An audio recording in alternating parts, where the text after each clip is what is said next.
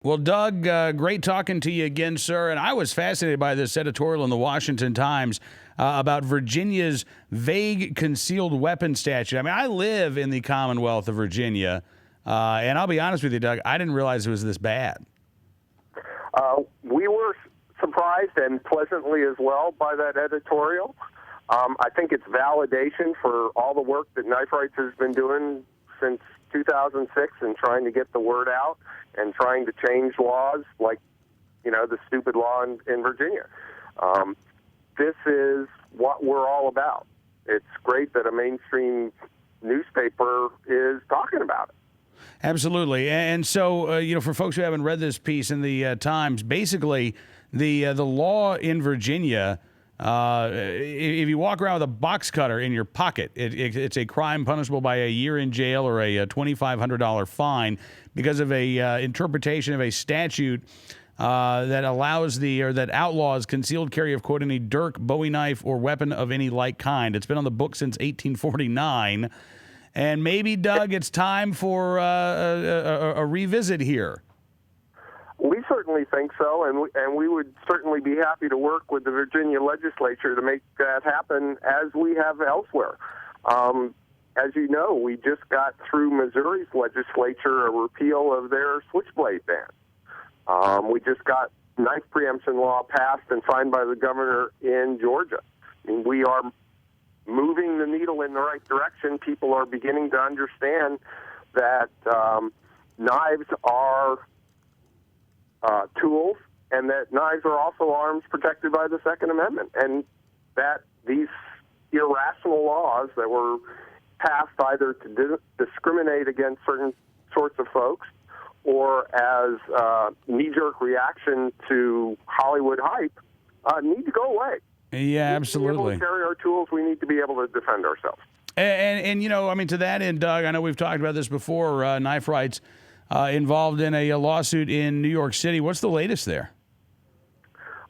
Great news. As you know, we're suing the city of New York and the district attorney of New York, Cyrus Vance Jr., in federal court over their interpretation of state law. And essentially they say that any knife that you can open with one hand is a gravity knife. And if they can flick it open in any sort of way, they're saying you're a criminal. And they are arresting people off the street. They are strong-arming retailers into paying millions of dollars to avoid prosecution. And we filed our suit last June. And we just announced today that we've added 2 new plaintiffs. Right now, it had been ourselves and 2 individuals.